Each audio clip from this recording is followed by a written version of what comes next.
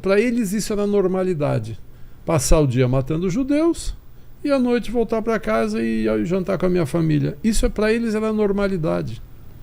Então, como ele fala, não eram demônios. Claro, tinham uns malucos ali, uns sádicos. Tinha sádicos, claro. Tinha sádicos que torturavam antes de matar. A gente sabe também, ele conta, o nome do livro é genial. O Amor na Ponta da Baioneta. Por que Amor na Ponta da Baioneta? Porque é o único caso de crueldade que diziam que ele cometeu. O único caso era que quando chegava um trem, sei lá, as pessoas em pânico, gritando socorro, tudo mais, ele jogou um bebê no ar e pegou na ponta da baioneta. Agora, ele negou isso até o fim. Eu não sei até que ponto isso é verdade. Provavelmente não seja. Não sei, não quero julgar. Você entende? Mas o fato é o seguinte, que ele era o único caso de maldade que ele pessoalmente fez, é isso.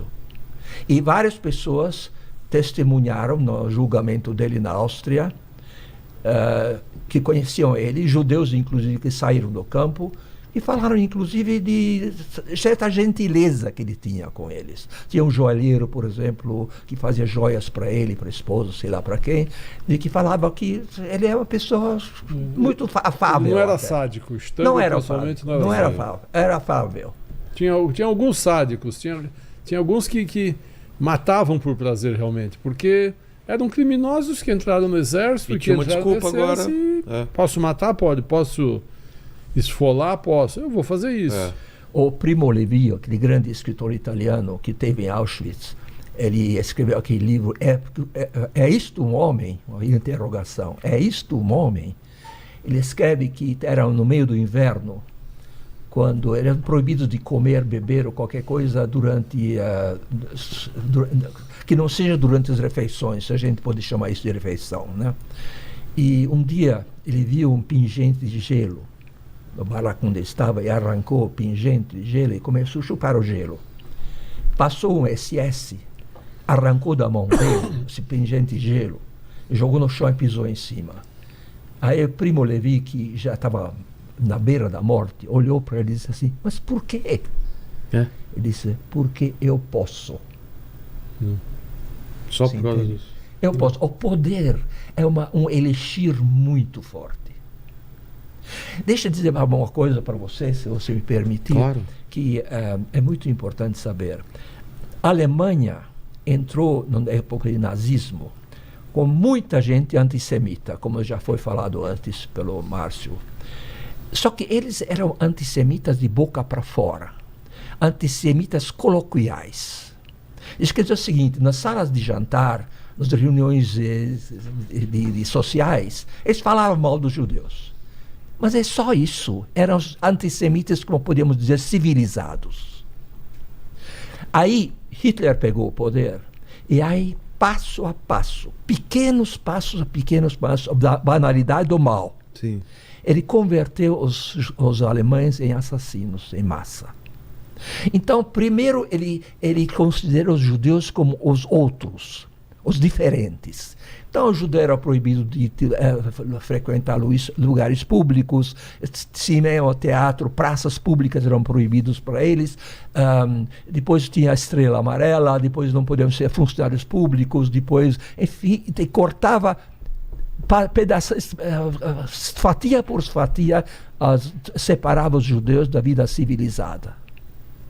Então, tinha muitos alemães que nasceram, que nem conheceram um judeu quando chega o 38 e o Kristallnacht, a Noite dos Cristais, quando começou efetivamente a mudança dos judeus. Porque as lojas, ainda era permitido os judeus ter lojas, mas eram tudo pichadas, não compre artigos dos judeus. E quem entrava nas suas lojas? Assim. Só os judeus mesmo, os outros judeus. Sim. O cristão não tinha mais, mesmo se não fosse nazista, ele não tinha coragem de entrar nessas lojas.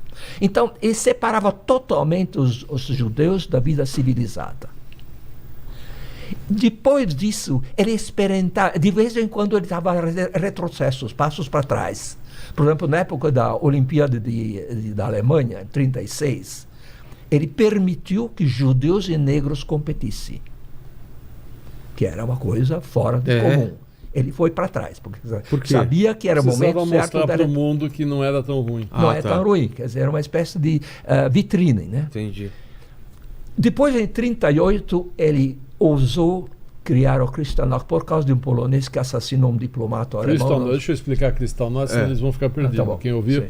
Aconteceu o seguinte, uma das medidas que os alemães tomaram contra os judeus na Alemanha foi expulsar os judeus que não eram nascidos na Alemanha. E tinham muitos judeus que tinham vindo da Polônia para trabalhar, que era um país mais rico, da França, sei lá. Tinha muitos judeus de outros países na Alemanha nessa época.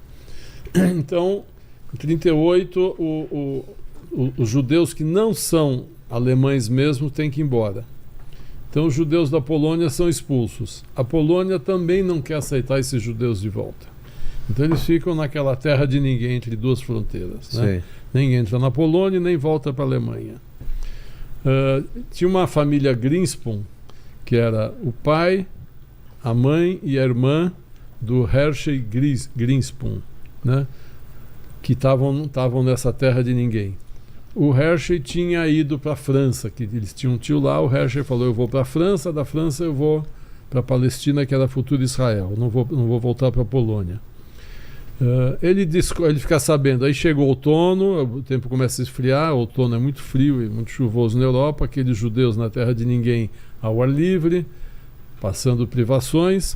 Ele recebe uma carta dos pais: nos tire daqui, e a gente está morrendo de fome e de frio, dá um jeito. O Hershey tem 17 anos, não sabe o que faz, não consegue salvar os pais. Aí ele resolve se vingar matando o embaixador alemão em Paris. Ele morava em Paris. Ele consegue um revólver, vai para a embaixada de Paris, da Alemanha em Paris, pede para falar. Você vê como eram outros tempos, não tinha segurança, crachá, portaria, nada. Pede para falar com o embaixador.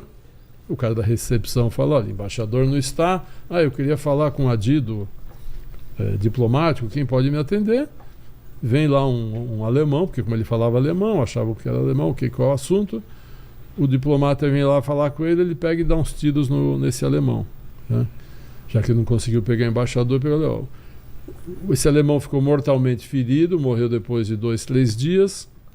E o que acontece? Junto com isso, estavam comemorando um golpe que o Hitler fez em 1922. Em 1922, o Hitler achou que ia dar um golpe de Estado em Munique, né?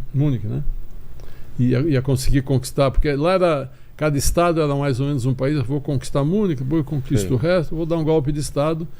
Não deu certo, foi preso e tudo mais. Então, 9 de novembro era a comemoração desse putsch, que ele chamava, né, desse golpe, que não deu certo. Tentativa de golpe. E 9 de novembro foi quando morre o adido militar.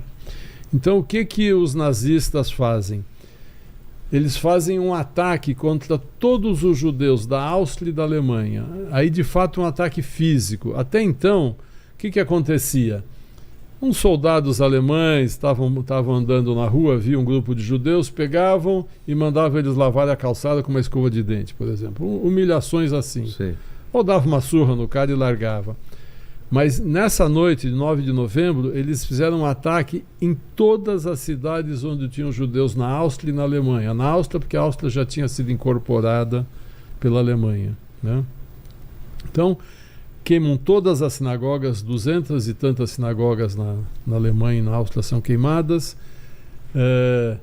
Mais de 100 judeus são mortos a pauladas, 30 mil são presos nos campos de concentração como o Dachau, que já existia. E destroem vidraças, vitrines das lojas alemãs e tudo. Com essa quebra de vidros, é por isso que a noite se chama Kristallnacht, noite dos vidros partidos, noite dos cristais em alemão, Kristallnacht, noite dos cristais. Então, esse na verdade foi o primeiro ataque físico organizado contra os judeus, que na minha opinião também foi um teste dos nazistas para ver se os alemães estavam preparados para atacar fisicamente os judeus. Era um grande pogrom, um grande ataque. Isso foi organizado na Alemanha inteira, Isso foi 9 de novembro. No fim de novembro começaram a fugir mais judeus da Alemanha por causa de realmente não vai, porque até então a coisa vai voltar, a coisa vai melhorar. Nós estamos, meu bisavô nasceu aqui, minha casa está aqui. Aí que eles viram realmente não tem volta. Aí quem conseguiu fugir, fugiu, o resto não conseguiu fugir. E aí então voltando à sua... Então veja bem, então eles cortavam fatia por fatia a vida civilizada dos judeus. E muita gente já nem viu mais o judeu, porque começou em 33, a partir daí. Então não podiam encontrar em praças públicas, em cinema, teatro, seja onde for, não podiam entrar nas lojas para fazer compras. O judeu tornou-se uma não entidade. Entendi. Mas em 38, a partir de 37 e 38, o Goebbels, o ministro de propaganda de Hitler, não satisfeito com essa situação, mesmo tendo já cortado toda a vida civilizada dos judeus, começou ataque à vida biológica dos judeus. Então, judeu não era mais gente. Era comparável aos ratos. E por isso fez filmes, um monte de filmes, filmando judeus asquerosos que realmente não eram nem gente, que provavelmente nem eram judeus, sei lá se eram no fundo dos guetos da Polônia, não sei onde ele arrumava essa gente, e filmava eles como se fossem ratos e piolhos e percevejos. E aí o caminho estava livre para a dedetização. Porque o que eles fizeram depois era a dedetização. Chamou o dedetizador para exterminar. E exterminar era bom, porque eram peçonhentos, os judeus. Você entende? Então, era um caminho lento, ela levou 6 anos esse caminho, até que Hitler experimentou Kristallnacht e deu certo. E daí para frente degringolou de vez. Entendi. Que absurdo.